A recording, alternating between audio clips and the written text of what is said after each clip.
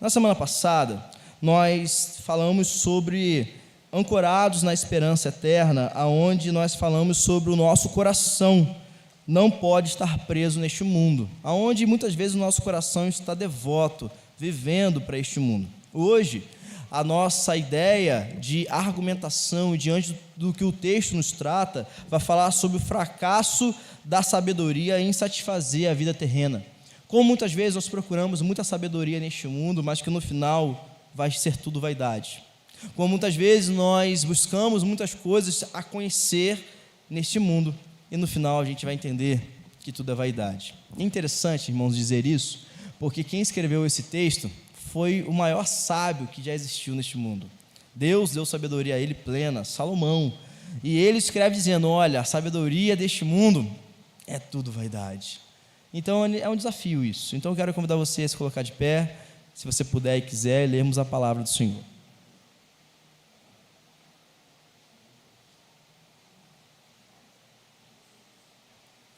Como a gente já tem o subtítulo, Olhando para a Eternidade, essa é a grande perspectiva de que a gente vai tratar em todos os capítulos de Eclesiastes. Então, Eclesiastes 1, versículo 12. Amém, irmãos? Amém? Amém. Eu, o pregador, venho sendo rei em Israel, em Jerusalém. Apliquei o coração a esquadrinhar e a informar-me com sabedoria de tudo quanto sucede debaixo do céu. Este enfadonho trabalho pôs Deus aos filhos dos homens para nele os afligir. Atentei para todas as obras que se fazem debaixo do sol, e eis que tudo era vaidade, é correr atrás do vento. Aquilo que é torto não se pode endireitar, e o que se falta não se pode calcular. Diz comigo: eis que me engrandeci e sobrepujei em sabedoria a todos os que antes de mim existiram em Jerusalém. Com efeito, o meu coração tem tido larga experiência da sabedoria e do conhecimento. Apliquei o coração a conhecer a sabedoria e a saber o que é loucura e o que é estutícia. E vim a saber que também isto é correr atrás do vento. Porque na muita sabedoria há muito enfado. E quem aumenta a ciência, aumenta a tristeza. Que texto, irmãos. Difícil, mais uma vez. Que o Senhor nos dê graça para a glória de Deus. Pode estar sentado nesse momento, faça a primeira oração ao Senhor, peça ao Espírito Santo que trate com você, que abra a sua mente, que te dê a compreensão e que nós possamos louvar e glorificar o Senhor através da exposição da palavra, em nome de Jesus.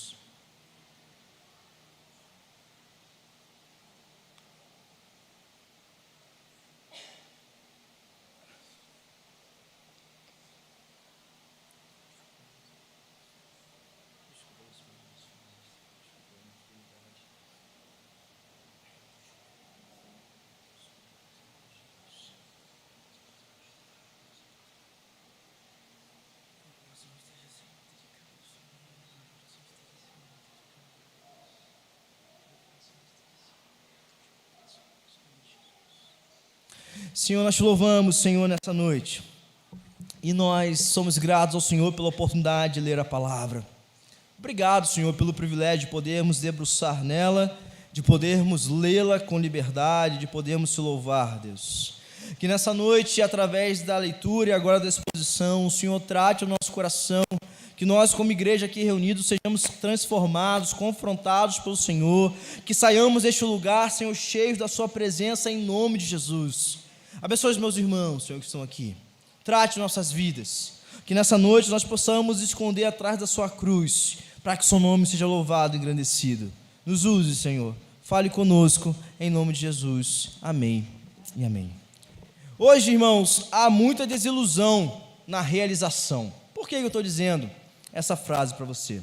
Alguém que estudou muito na vida e quando chegou ao tão sonhado lugar, aquela expectativa da qual lutou, da qual perseverou, e quando chega, reflete e pensa: rapaz, a minha alegria não está aqui.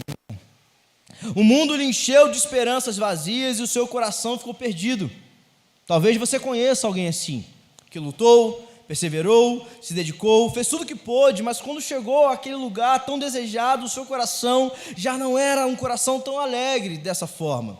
Um exemplo disso foi Henry Martin, que ele nasceu na Inglaterra em 1781. Ele era uma pessoa extremamente dotada de sabedoria, gostava muito de estudar, se formou em matemática em Cambridge com brilhantismo.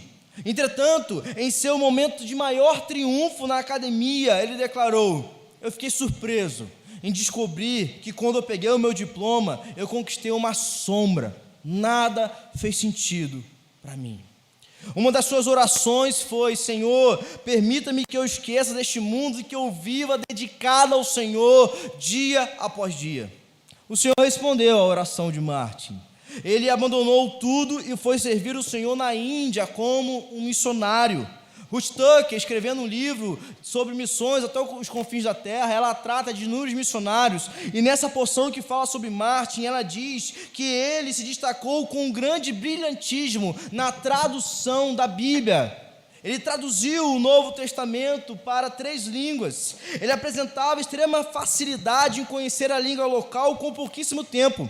Segundo a biografia curta de Martin, mas que nos dá uma noção um pouco interessante, né, da sua vida, demonstra que esse homem, em pouquíssimos meses, absorvia o conhecimento da cultura que ele estava inserido, conseguia entender e conseguia aprender a língua materna das pessoas e traduzia o Novo Testamento com muita facilidade para essa língua. Ele apresentava essa questão tão fácil para ele, mas é um dom que o Senhor deu. Ele traduziu o Novo Testamento, irmãos, para o Urdu, que é um idioma nacional do Paquistão, persa e também árabe. Ele se destacou na obra do Senhor, sofrendo inúmeras afrontas por causa disso, porque quando ele traduzia, os exemplares eram feitos, o anúncio do evangelho começava a aumentar, as pessoas começavam a querer combatê-lo e impedi-lo de fazer tal função. Ele lutou, ele perseverou até o fim para que as pessoas tivessem acesso à Bíblia em sua língua materna. Foi reconhecido por muitos pela sua destreza e amor pela palavra de Deus. Mas infelizmente, como na época era assim, devido às condições precárias da vida, ele ficou enfermo e morreu aos 31 anos de idade. Sua última palavra, no seu diário, prestes à morte, ele escreveu: que eu seja oferecido em holocausto para Deus, que a minha vida seja dele. E assim foi. Diante disso, pensando sobre Martin, na biografia que trata sobre ele, a gente tem que parar e refletir sobre um ponto. Se o intelectualismo fosse a chave para compreender a vida, as nossas universidades seriam um oásis de paz e contentamento, mas elas não são. Às vezes nós buscamos o conhecimento em faculdades, em cursos, achando e considerando de que ali nós encontraremos o ponto de partida que vai dar alegria, satisfação e contentamento de fato nas nossas vidas. Eu não estou dizendo aqui, irmãos, que é errado você estudar, longe disso. Não estou dizendo aqui que é errado você fazer uma faculdade, fazer aí uma pós, um mestrado, um MBA, enfim. Não estou dizendo isso, porque se eu disser isso, eu estou falando contra mim mesmo.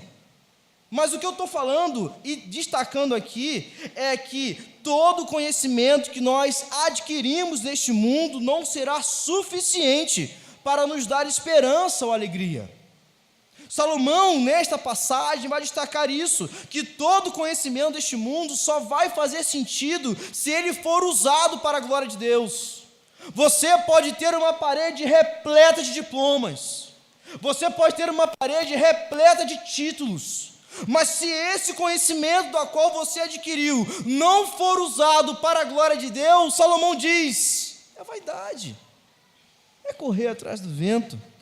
Você não precisa abandonar a sua profissão, você não precisa abandonar o seu trabalho, sua faculdade, seu curso, como Martin fez, a não ser que Deus mande, irmãos.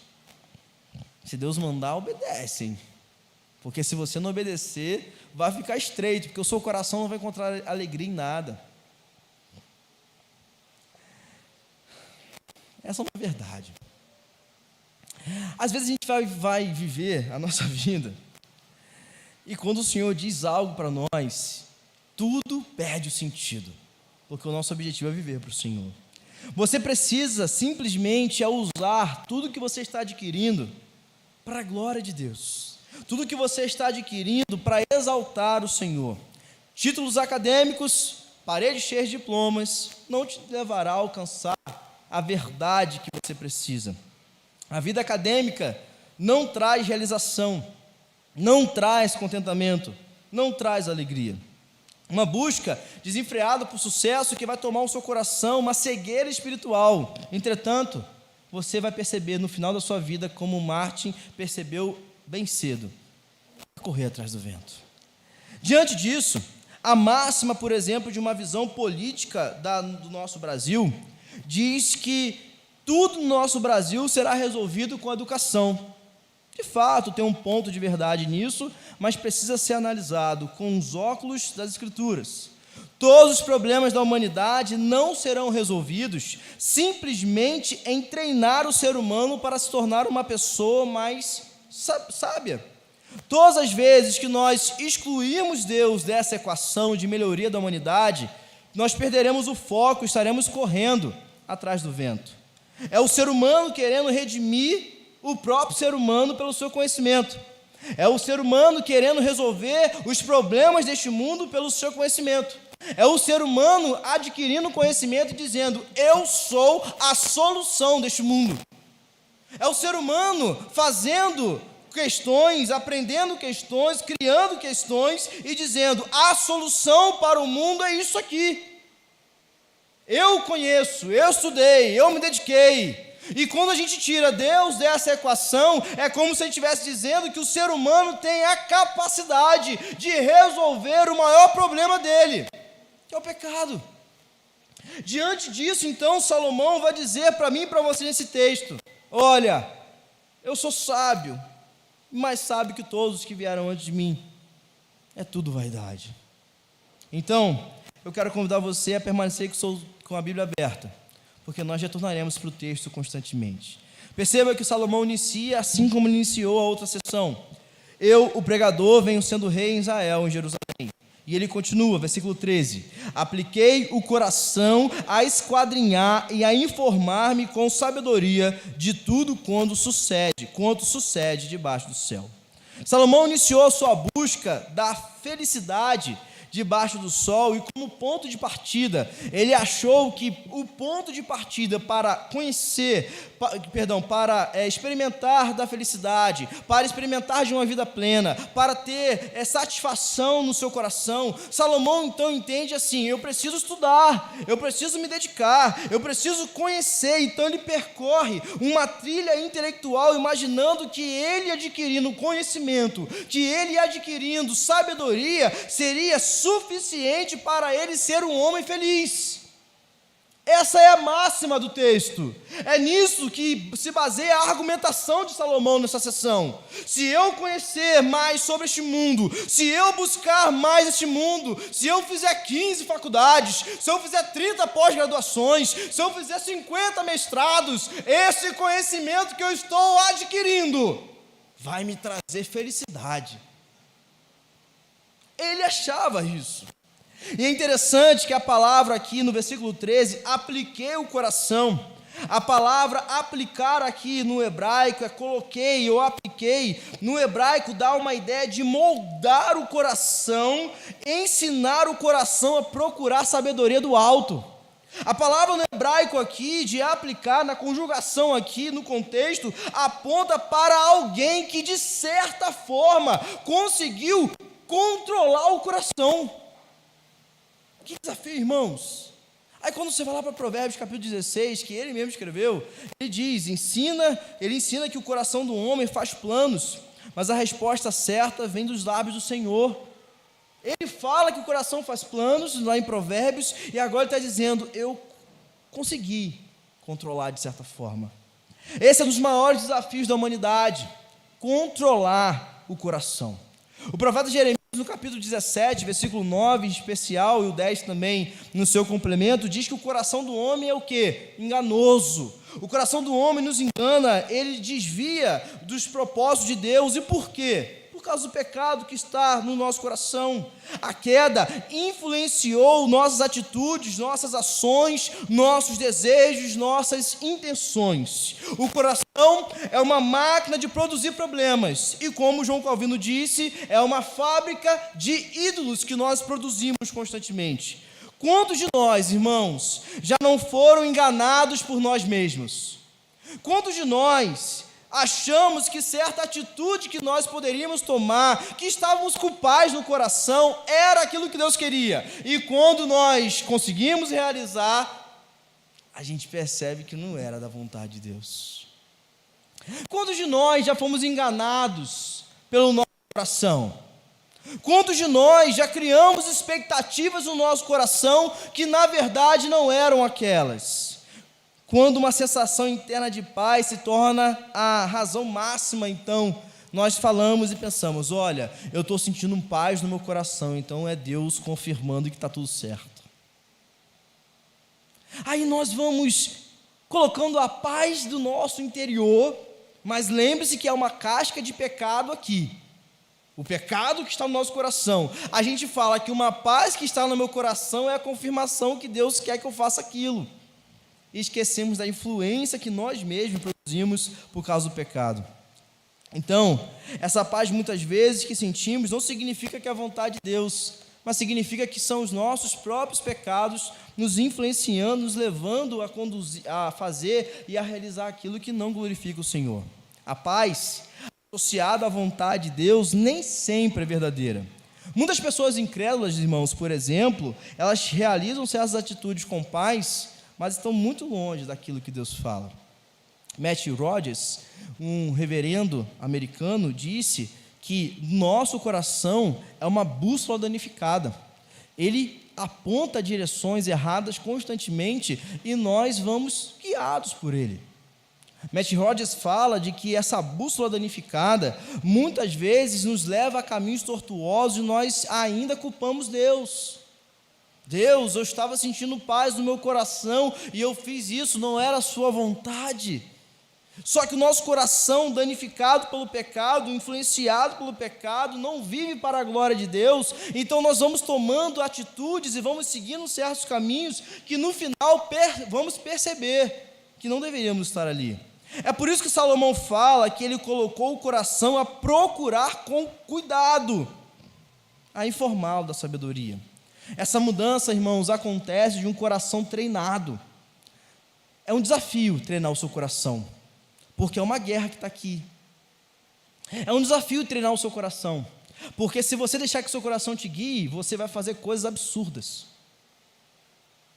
Se você deixar que o seu coração domine você, você será a pessoa mais miserável de todo mundo.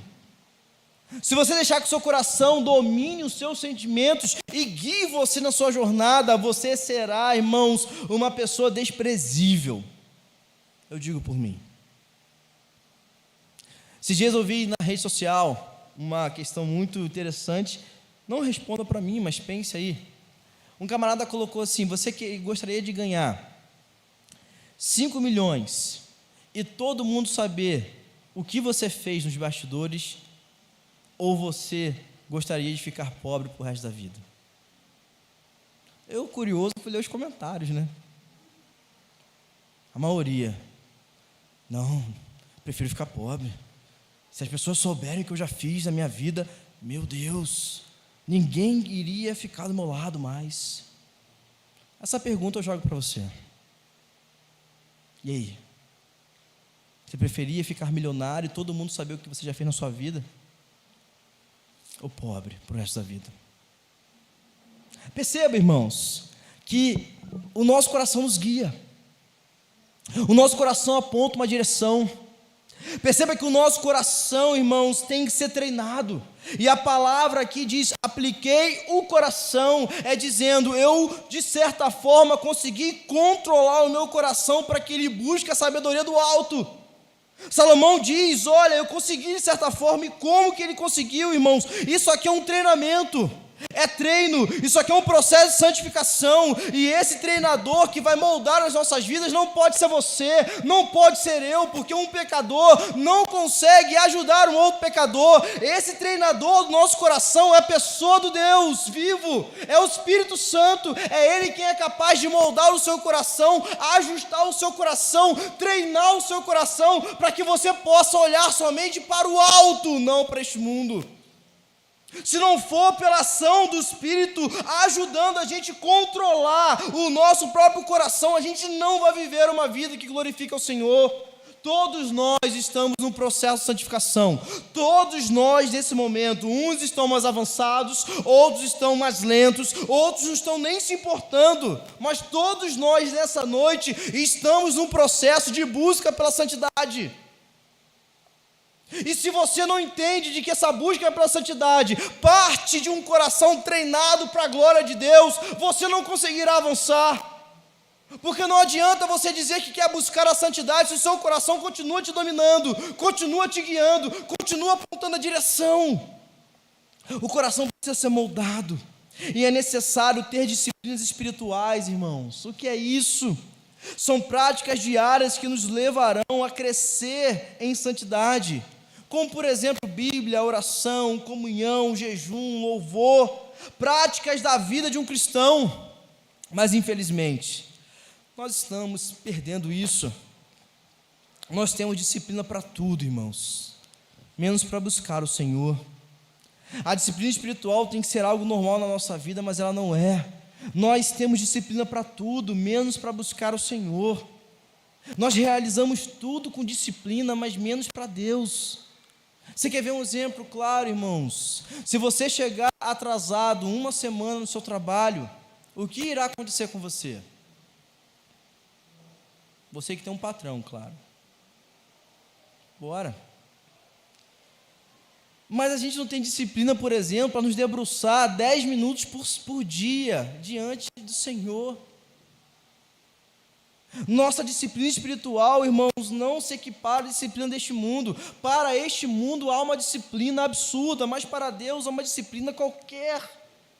Perceba que quando Salomão fala, apliquei o coração, eu treinei meu coração, eu estou controlando meu coração, é uma ação do Espírito, porque há uma disciplina espiritual. Ele é um homem que busca o Senhor, logo ao buscar o Senhor, Deus está moldando o seu coração a conhecê-lo mais. É natural isso. E ele continua a procurar com cuidado, informar com sabedoria tudo quanto sucede debaixo do céu.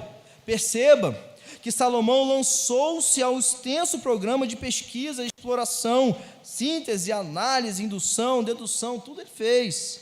Todavia, logo se desiludiu com a realização intelectual, com o fim em si mesmo. Na verdade, ele confessa que esse trabalho enfadonho era algo que Deus permite que os homens se ocupem, que no final os homens vão perceber, tudo é vaidade, é correr atrás do vento. Ele procurou entender esse mundo, mas percebe que tudo não faz sentido nenhum. Algo importante a se dizer e se destacar. Enquanto Salomão tem uma atitude louvável de buscar conhecimento, hoje nós vivemos uma grande apatia intelectual, principalmente no meio da igreja. Há muitos dentro de nós preguiçosos, apáticos, que não se importam em aprender mais nada. Eu já sei o suficiente. Eu já conheço o suficiente. Irmãos, se o suficiente é isso que você tem, talvez você esteja sem fome e sede do Senhor. Se isso para você é suficiente, talvez a sua fome e sede pelo Senhor está muito pequena. Eu tenho lido o livro das Institutas de João Calvino, e João Calvino é considerado um dos maiores teólogos da teologia protestante. Ao debruçar sobre a leitura deste homem, você percebe como era um homem dedicado, devoto ao Senhor. E paz, meus irmãos, o maior capítulo das suas Institutas, que o Williams me presenteou, é sobre oração. Ele se dedica a vários capítulos a falar sobre oração. Era um homem que tinha sede do Senhor, mas que a sua cabeça era cheia de informação. Mas essa cabeça cheia de informação escorria para o coração, irmãos. Não ficava só aqui, vinha para cá. Era um homem que buscava a Deus, era um homem que queria ter relacionamento com o Senhor. Só que hoje nós vivemos uma apatia, uma falta de interesse de conhecer a Deus. Nós vivemos hoje um tempo, irmãos, onde as pessoas não se importam de conhecer a Deus. Vivemos hoje um tempo onde as pessoas não estão mais se importando de saber quem é o nosso Deus. Vivemos um tempo hoje que as pessoas, irmãos, estão deixando de lado o conhecer a Deus e estão buscando somente o emocional, somente a emoção, e esquecendo que Deus é um Deus a ser conhecido pela palavra. Esquecemos isso, e quando nós não nos importamos em conhecer o Senhor, o que nos resta é deixar que outras pessoas pensem por nós. Se você não busca Deus, outra pessoa pensará por você, e você será guiado por elas. É por isso, irmãos, que há tanta heresia na nossa atualidade. É por isso que há tanta má informação na nossa atualidade. É por isso que a teologia está tão rasa na nossa atualidade, porque os jovens que estão constantemente querendo buscar avivamento, fazendo movimentos de avivamento, são jovens que não se debruçam na palavra, não se debruçam em oração, mas querem emoção. Então são guiados por qualquer um que fala uma palavra de efeito bem colocada. São guiados por qualquer um que coloca uma frase de efeito no Instagram. São guiados por qualquer um, e esse penoso trabalho, irmãos, que Salomão diz, de fato, vai ser difícil, porque, irmãos, conhecer o Senhor no meio de uma sociedade caída é duro demais. Conhecer o Senhor no meio de uma sociedade assim é difícil, mas é necessário um esforço, e Deus colocou no coração do homem esse desejo de conhecimento, de investigar, de aprender. Mas esse mundo está dominando os nossos corações, esse mundo está apontando outra direção. Só há como compreender algo neste mundo se nossa cosmovisão estiver em Jesus Cristo. Se nosso olhar não contemplar a eternidade, dificilmente nós conseguiremos viver. Estamos aqui sobrevivendo diante do caos e não vivendo diante da eternidade por vir. Se eu e você, irmãos, não olharmos para Deus, se eu e você não percebemos que a sabedoria, o conhecimento que nós necessitamos é em Deus, nós estaremos perdidos. Se você está se debruçando para conhecer X, Y, Z, se você está fazendo faculdade, mestrado, MBA, pós tudo, se você está estudando de uma forma absurda, mas Deus não é a sua prioridade nessa caminhada, você vai perceber que tudo isso é vaidade, é correr atrás do vento, não faz sentido nenhum isso. Perceba isso. Voltando a dizer, eu não estou dizendo para você sair da faculdade, pelo amor de Deus, irmãos. Nós precisamos de profissionais para a glória de Deus em todas as áreas do Brasil. Precisamos de pessoas dedicadas, precisamos de cristãos dedicados, estudiosos, que sejam exemplo na sociedade, que sejam plantados pelo Senhor em todas as áreas da vida. Todas as áreas, o cristão tem que ser capacitado, o cristão tem que ser o melhor, o cristão tem que ser o mais preparado, porque tudo é para a glória de Deus. Mas o que eu estou dizendo é que quando esse conhecimento, ele está acima de conhecer a Deus, é aí o grande problema. Quando nós queremos só conhecer este mundo, não conhecer a Deus. Quando nós queremos os títulos, queremos os trabalhos, queremos nos dedicar, e Deus está sendo esquecido. Aí eu pergunto para você, como pedir ao Senhor para que a geração que nós estamos mude, seja transformada, se eu não conheço a Deus como deveria? Como que eu vou orar que o reino de Deus venha, que a sua vontade seja feita, que Ele nos use, se a gente não está sendo preparado para isso? Como que eu vou querer que Deus faça uma transformação neste mundo? Como que eu vou querer que Deus faça uma transformação no Congresso? Como eu vou querer que Deus faça isso ou faça aquilo, se eu não conheço o Deus que eu sirvo? Eu quero que o conhecimento deste mundo mude esse próprio mundo? Não faz sentido nenhum. Eu vou querer que o conhecimento deste mundo mude esse próprio mundo? Aí Salomão diz isso no versículo 14. Atentei para todas as obras que se fazem debaixo do sol, eis que tudo é vaidade, é correr atrás do vento. Que tudo neste mundo é uma ilusão, é um vapor, tudo é passageiro. Não faz sentido isso. E ele diz correr atrás do vento, irmãos, não significa que nós não conseguimos ver o vento. Não sabemos onde inicia, não conseguimos estocar o vento, mas mesmo assim as pessoas correm em sua direção. É tentar correr atrás daquilo que não se pode ser alcançado, ou tentar correr atrás daquilo que não se pode ser contido. É eu e você simplesmente vivermos uma perda de tempo. Infelizmente, muitos se apegam a este mundo. Infelizmente, muitos se apegam a este mundo. Infelizmente, muitos hoje sabem mais sobre o cenário atual do Brasil do que das Escrituras. Muitos sabem sobre a dancinha do TikTok do que das Escrituras. Muitos sabem hoje sobre a trend do Instagram do que das Escrituras. Muitos hoje sabem do artista do Big Brother que fez isso e fez aquilo, menos as Escrituras. Senhor, faça uma mudança na sociedade, Senhor, mas eu não estou fazendo a minha parte. Ah, Deus, faça o seu querer neste lugar. Aí eu fico imaginando Deus de braço cruzado olhando para mim e para você. E aí? Você nem me conhece, cara. Eu começo por onde? Tudo é vaidade. Quantos chegamos ao patamar que desejamos ou aonde queríamos estar, mas percebemos que a alegria não está ali? Quantos estão vivendo hoje uma noite de frustração por alguma decisão que tomou? Quantos estão com problemas intermináveis porque o seu coração te levou a isso, porque você decidiu tomar aquela decisão? Isso não quer dizer, irmãos, que devemos sair de onde nós estamos. Não, não é o ponto final. O que nós estamos dizendo aqui é que a gente precisa, irmãos, olhar para o Senhor. Precisa entender que a sabedoria deste mundo não irá resolver os problemas. E o próprio Salomão diz isso, olha o versículo 15.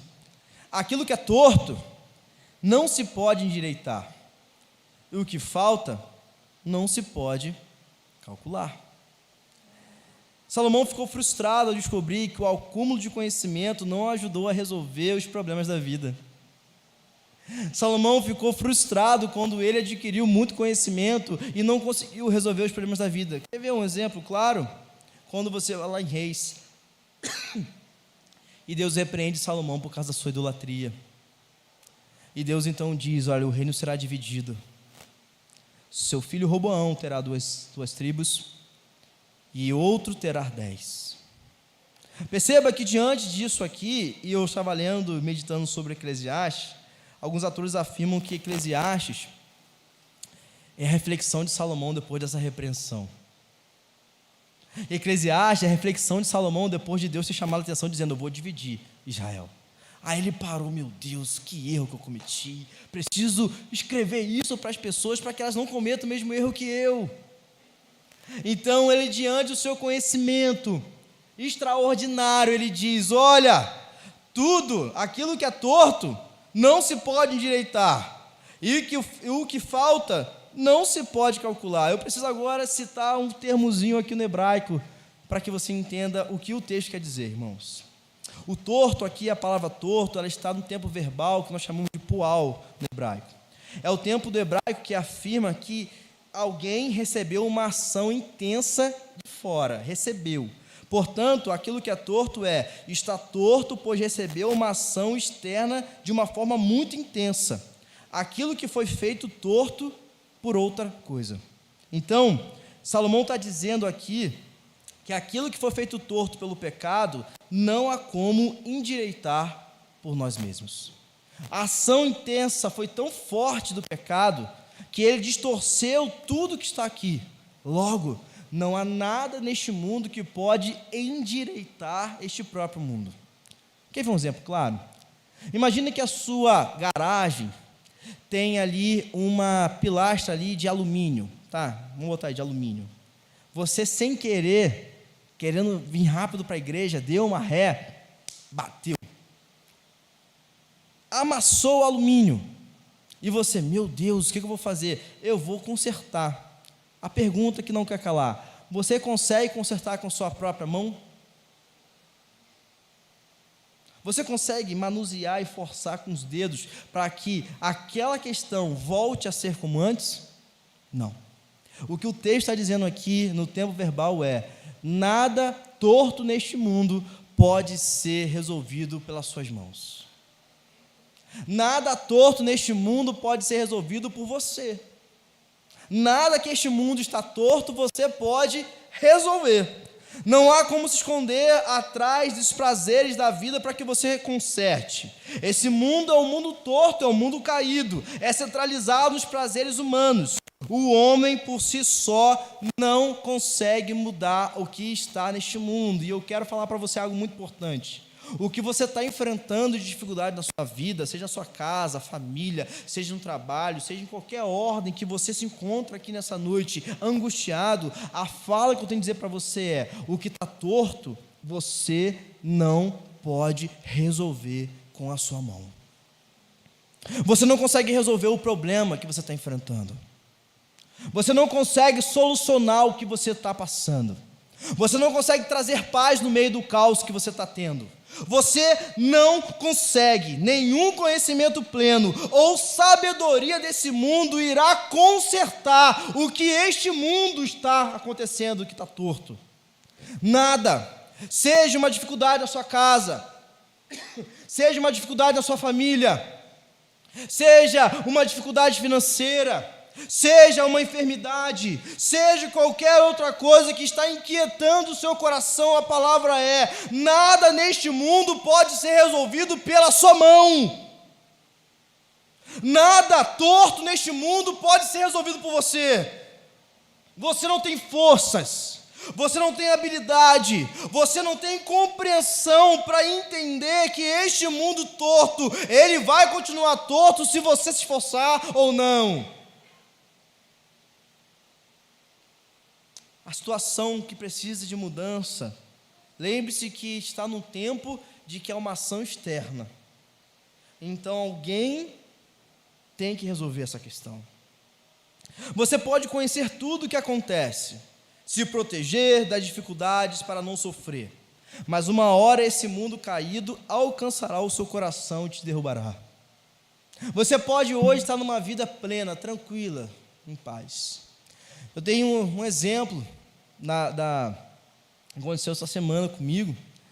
Estava no mestrado lá em São Paulo, estava tranquilo, irmãos, estudando, estava legal a aula. Aí eu recebo uma mensagem no meu e-mail dizendo que a Cecília tinha dado entrada no hospital. Aí eu mandei a mensagem para a Natália: o que houve? Aí enfim, aconteceu uma situação lá que ela teve que ficar em observação, no oxigênio, fazer exames, enfim. Meus irmãos, tudo que estava em paz, o mundo caiu, desabou. Eu sabia, eu conheço o Deus que eu sirvo. Eu sei que o meu Deus é soberano e grandioso. Eu sei que Ele cuidará da minha filha melhor que eu. Eu sei que nada foge do controle de suas mãos. Eu sei disso, eu prego isso, irmãos. Mas eu só queria segurar na mão da minha filha. Eu só queria olhar nos olhos dela e dizer: papai está aqui, filha. Mas eu estava a 600 quilômetros de distância dela, a 7 horas de viagem. O meu coração ficou tão angustiado que eu comecei a chorar no meio da aula. E o professor parou e falou: vamos orar pelo Tarso, meus irmãos. Você pode conhecer tudo, mas esse mundo caído uma hora vai te alcançar.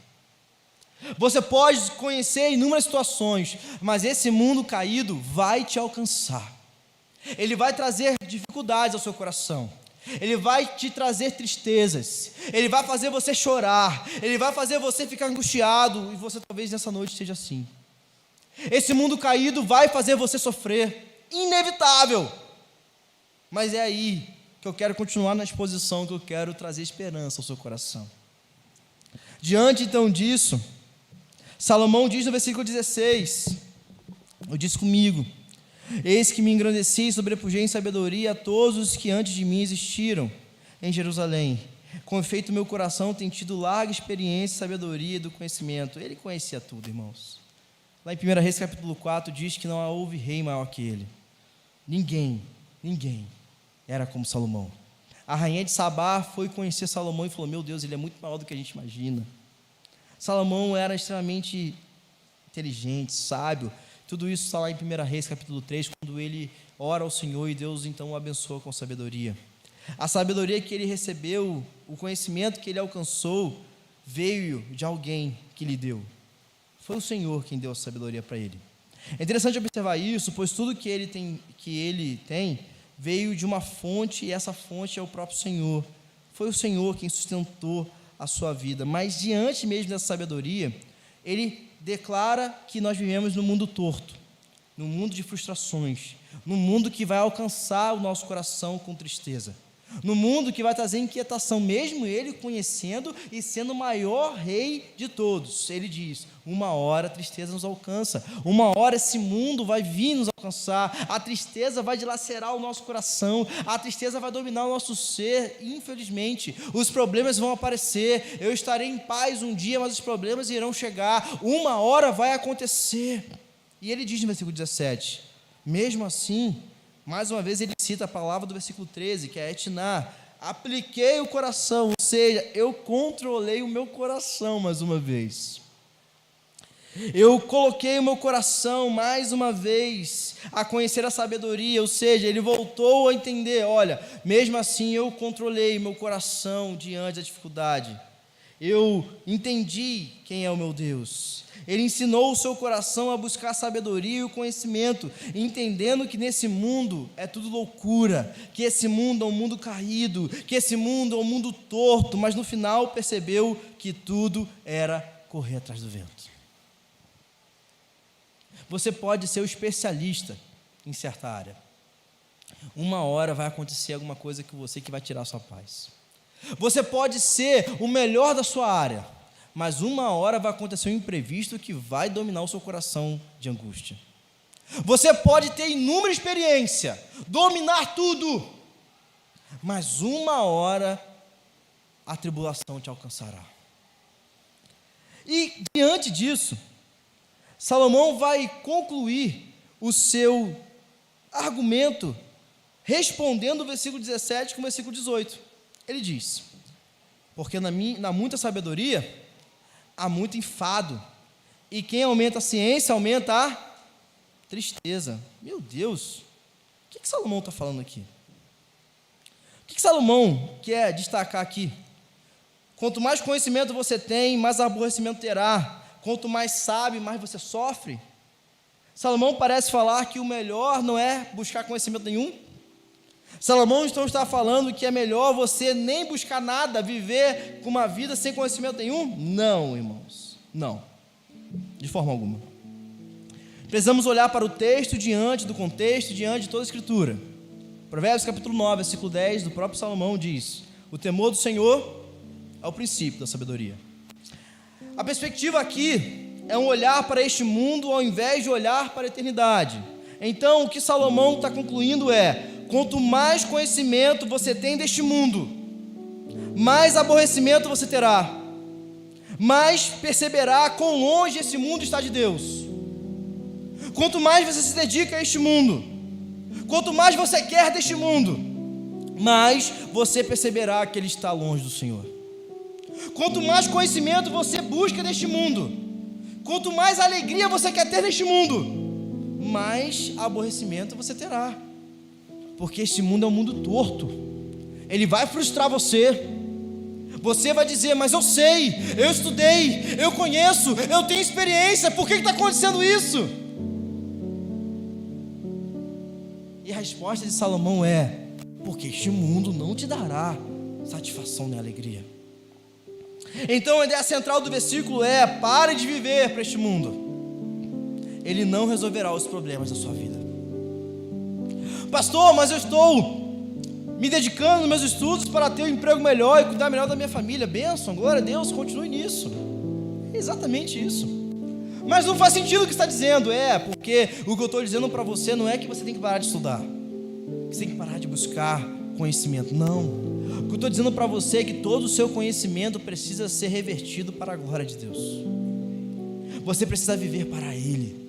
Você precisa entender que a faculdade que você está fazendo é para Ele, que o curso que você tem é para Ele, que o mestrado, pós-doutorado, MBA que você tem é para Ele. Todo o conhecimento que você adquiriu neste mundo é para glorificar o Senhor. Se for para si, se for para você, você está vivendo uma vida de vaidades, correndo atrás do vento. Você chegará no final da sua caminhada, velhinho, e a gente vai falar sobre isso no capítulo 12. Eu não tenho mais forças para buscar a Deus.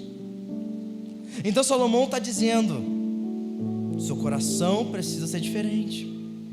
A sabedoria que você está buscando precisa ser revestida para a glória de Deus. Então eu quero concluir, irmãos, com 3 pontos esse sermão. Eu quero desafiar você a refletir comigo nesse texto que Salomão está trazendo, que é um texto profundo, irmãos. É um texto complexo, mas é um texto necessário. Vamos colocar de pé em nome de Jesus e vamos concluir.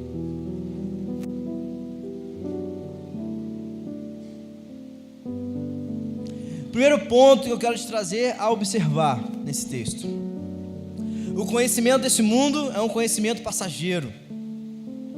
O verdadeiro conhecimento, irmãos, é no Senhor. A sabedoria humana vem de Deus. A sabedoria humana sem Deus, a sabedoria humana sem Deus, ela é inútil, porque não pode mudar a realidade ao nosso redor. Quer ver um exemplo? Sabe o problema que você está enfrentando? Pegue seu diploma e entregue para o seu problema. Diz aí, resolve para mim. É impossível. A realidade, irmãos, ao nosso redor é de um mundo caído e torto. A sabedoria humana sem Deus é inútil, porque apenas aumenta o nosso sofrimento e desgosto.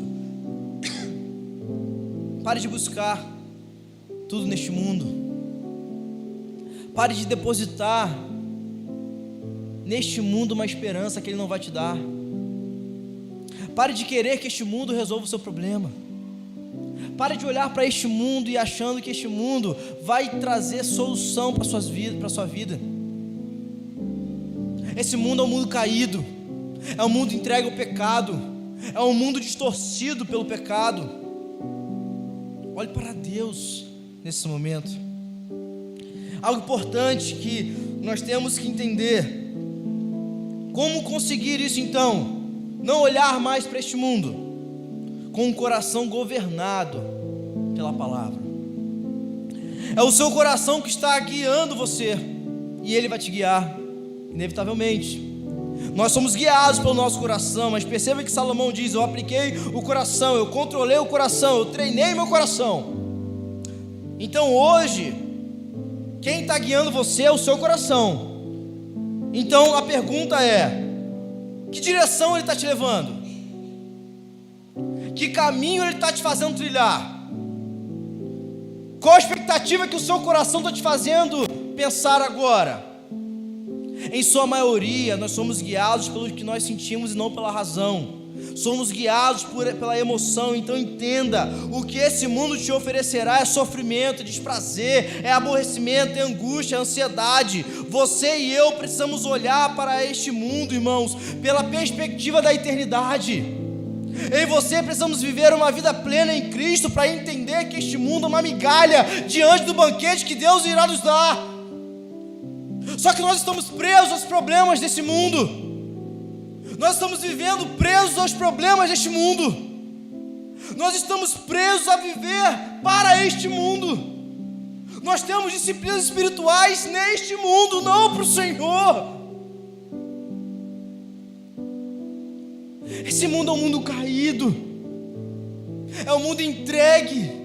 Quantos dissabores você já experimentou? Quantas angústias você está enfrentando? Quantos problemas que parece que não tem solução você está passando hoje?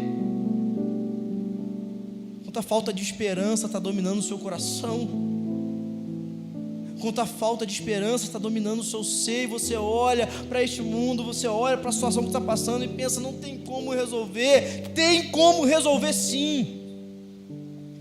Não pela sua força, porque o mundo é torto e não há como nada em nós resolver o problema. É alguém que tem que resolver. Porque nós precisamos entender que o segundo ponto é que a nossa bússola, o nosso coração, ele está danificado pelo pecado. Então, quantas vezes você pensa em desistir que não deveria desistir? Quantas vezes você pensa em abandonar algo que não deveria abandonar porque o seu coração está te mandando fazer isso, mas o seu coração é uma bússola quebrada? Quantas vezes você sabe o que deve ser feito, mas você está sendo guiado pela emoção? Eu não gosto mais disso. Eu não quero mais dessa forma. Não, eu quero desistir. Quantas vezes estamos vivendo assim?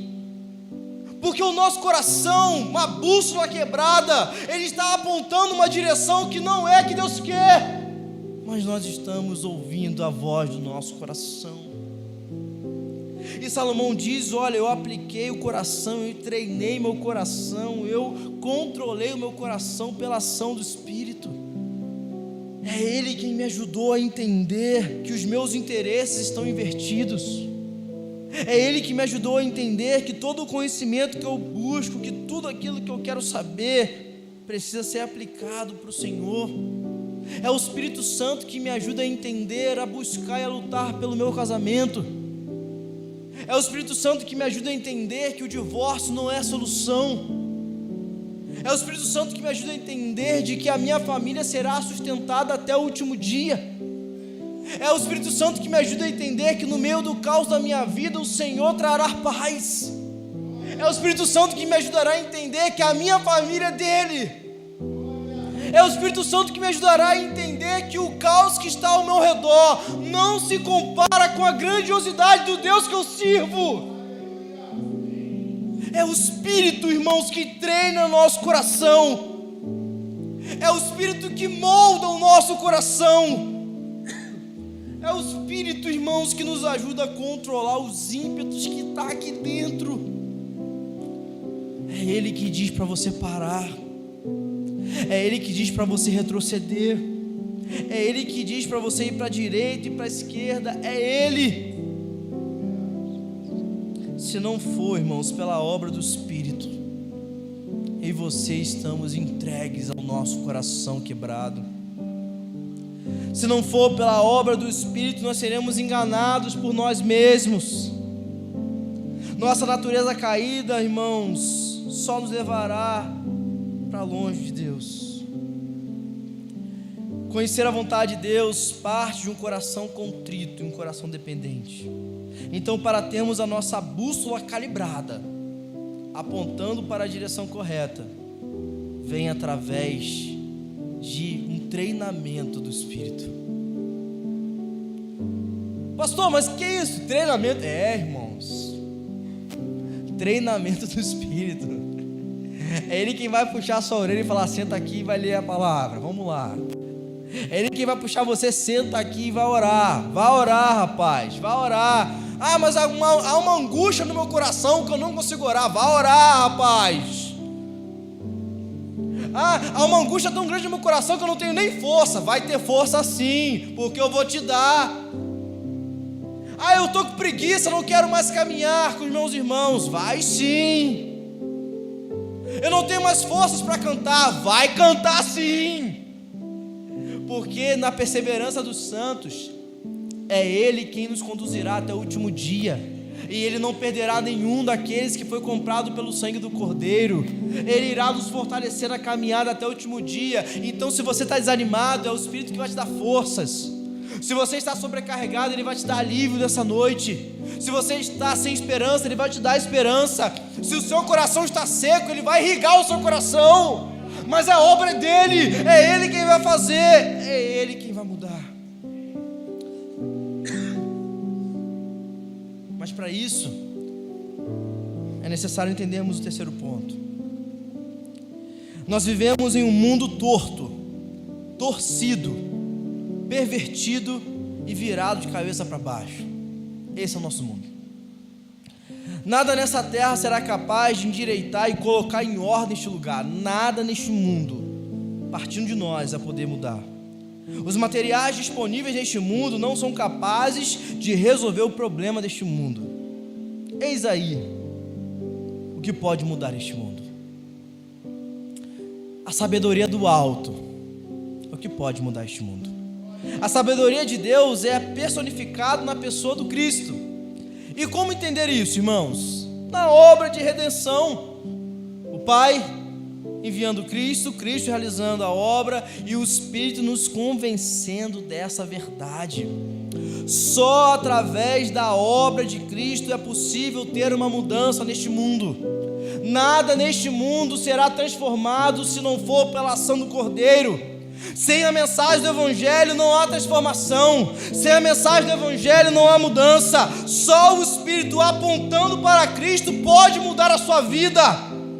Nós às vezes temos lutado para que nossa família seja transformada. Nós às vezes temos lutado com as nossas forças para que tudo seja feito pelo nosso jeito, para que os nossos trabalhos sejam diferentes, para que os nossos relacionamentos sejam transformados. Não há nada nesse mundo capaz disso. Só Jesus pode transformar casas. Só Jesus pode restaurar relacionamentos. Só Jesus, através do Evangelho, pode mudar a sua vida. Só Jesus pode endireitar este mundo. Só Jesus pode fazer mudanças e transformação nessa igreja. Só Jesus, irmãos. Só Jesus. Só Jesus pode tirar esse coração seco e dar um coração, irmãos, de carne. Só Jesus pode devolver a alegria da salvação. Mas entenda algo, e que eu quero concluir. Às vezes, quando eu falo que só Jesus, a gente vem e pensa assim: poxa, fulano poderia estar aqui, né? Para ouvir essa mensagem. Fulano tinha que estar aqui. Será que ele está na live assistindo? Se não tiver, eu vou mandar o link para ele. Tem que ouvir essa mensagem. Mas eu quero concluir dizendo para você: se você está aqui nessa noite é porque Deus quer falar com você. Então, essa mudança vai começar primeiramente em você. Não adianta você querer que Deus mude alguma situação se o seu coração não foi transformado. Para que aconteça uma mudança verdadeira, primeiramente tem que começar em nós. Então, se você quer alguma mudança na sua casa, tem que começar em você. Se você quer uma mudança no seu trabalho, tem que começar em você. Se você quer uma mudança em algum aspecto, tem que começar em você. É em você que tem que começar. É crer na mensagem do Evangelho. É crer em Cristo como Senhor. É viver para Ele. É não pedir que o Senhor mude o outro, pedir: Senhor, me mude para que o outro seja transformado através da minha vida. Essa é a oração que nós devemos fazer. Só assim as situações das nossas vidas serão diferentes. Só assim as situações de nossas vidas mudarão. Comece em nós a mudança de uma geração. Que comece em nós a mudança de uma cidade. Que comece em nós a mudança de uma cidade. Que comece em nós a mudança da igreja. Que comece em nós a mudança necessária. Que comece em nós o avivamento do Senhor. Que comece em nós. Que comece no nosso coração, Deus. Que comece no meu coração, Senhor. Que o Senhor nos ajude a endireitar esse coração entregue ao pecado, Deus. Que eu consiga ser transformado para anunciar o Evangelho. Que eu consiga ser transformado para ensinar aqueles que precisam aprender a amar o Senhor e a ter fome e sede. Que eu seja transformado, Senhor. Que eu seja modificado pelo Senhor, Deus. Deus está falando com você nessa noite. Deus te trouxe aqui nessa noite para tratar algo do seu coração. Ele quer falar com você, te dar forças na caminhada.